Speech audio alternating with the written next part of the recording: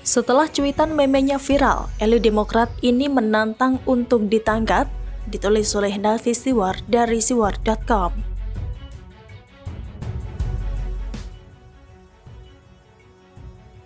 Beberapa hari lalu penulis sudah mengangkat tulisan tentang kelakuan elit Demokrat yang menghina simbol negara dalam tulisan sebelumnya.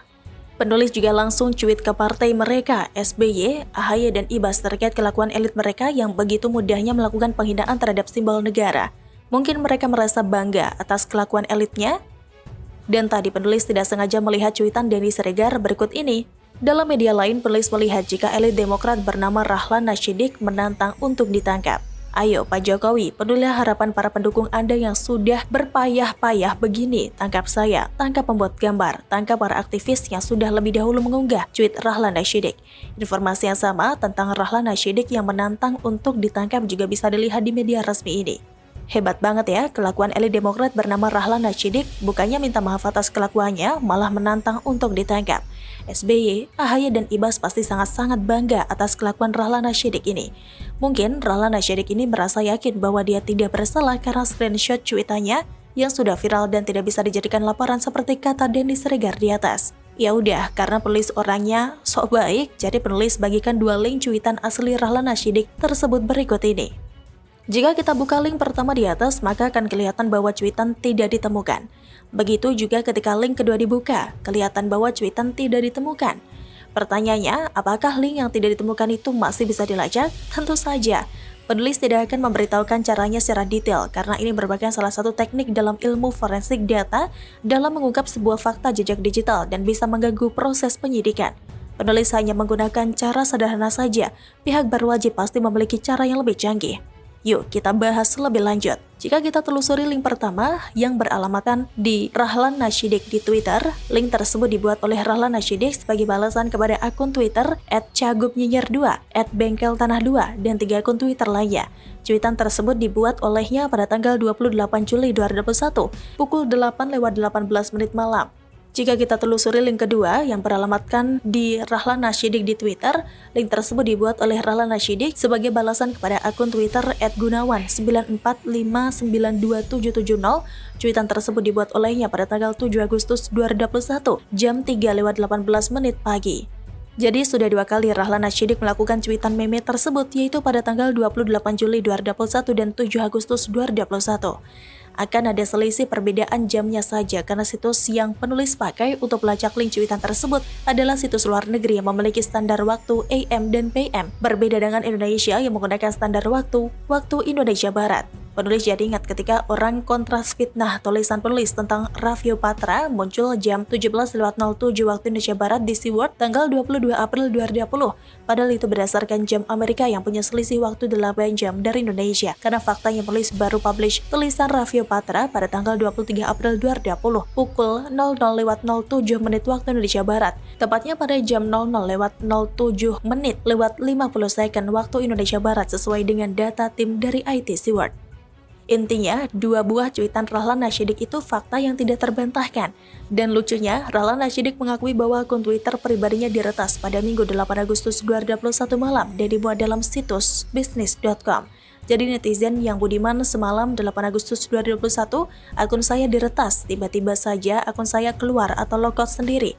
Saat saya sedang akan mengirim tweet, ada pesan SMS masuk ke nomor GSM saya dari Twitter. Isinya kode reset password saya, padahal saya tidak pernah meminta tweetnya. Pada tanggal 9 Agustus 2021, Rahlan Nasyidik sendiri menepis spekulasi akunnya diretas hanya sebagai alasan mengingkari cuitan bergambar Presiden Joko Widodo yang bikin heboh. Basar RP mengira akun saya dihack cuma dalih untuk mengingkari tweet saya yang mengunggah gambar Jokowi. Lucu juga. Saya tidak pernah menganggap gambar itu salah. Bagus malah, kata Rahlan. Dalam media tersebut, Rahlan menyebut tweet berisi karikatur Presiden Jokowi sebagai kritik tajam. Kritik tajam dengan sebuah meme seperti itu? Inikah pendidikan politik santun yang diwariskan oleh SBY kepada elitnya selama ini? Pantas saja suara Demokrat selalu anjlok setiap pilpres. Ternyata kelakuan elitnya seperti itu. Apalagi simpatisan dan kader yang di bawah. Apakah rakyat Indonesia yang cinta NKRI masih mau memilih Partai Demokrat tahun 2024 nanti? Wassalam, Nafi Siwar. Bagaimana menurut Anda?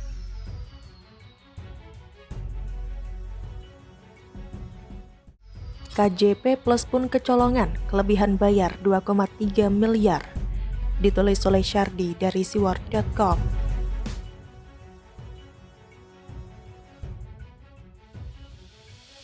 Masih seputar kelebihan bayar yang menurut beberapa orang bisa menjadi modus baru korupsi.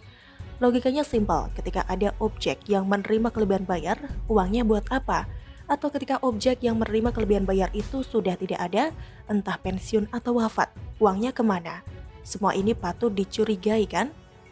BPK menemukan Anies masih membayar bantuan pendidikan KJP Plus kepada ribuan siswa penerima KJP Plus yang sudah lulus dari sekolahnya. Ketua BPK DKI Pemut Aryo Wibowo mengatakan, Pemprov DKI menyalurkan KJP Plus kepada total 870.565 siswa penerima dalam penyaluran KJP Plus tahap 1. Kemudian DKI menyalurkan KJP Plus tahap 2 kepada 849.251 siswa. Keduanya tertuang dalam surat keputusan atau SK Gubernur DKI Jakarta. Dalam temuan BPK tersebut ternyata sebanyak 1.145 siswa dari penerima KJP Plus sudah lulus dari sekolahnya dan mereka masih menerima KJP Plus tahap 2 tahun 2020 dari Pemprov DKI. Nilainya sebesar 2,3 miliar rupiah. Seharusnya data siswa sudah lulus pada SK KJP Plus tahap 1 tersebut tidak boleh tercatat kembali pada SK KJP Plus tahap 2 untuk tahun ajaran Juli sampai dengan September 2020 karena siswa tersebut seharusnya telah berakhir tahun ajaran sampai dengan Juni pada penyaluran dana KJPP tahap 1, kata Pemut. Pemut menilai terdapat kelemahan pendataan penerima KJP Plus yang tidak sesuai kondisi kelas siswa, sehingga menyebabkan ada siswa yang tidak berhak namun menerima dana bantuan pendidikan. Atas ketidaktepatan sasaran ini, maka dana KJP Plus senilai 2,3 miliar rupiah seharusnya ditarik dan disetorkan ke kas daerah karena tidak sesuai dengan kondisi kelas siswa, kata Pemut.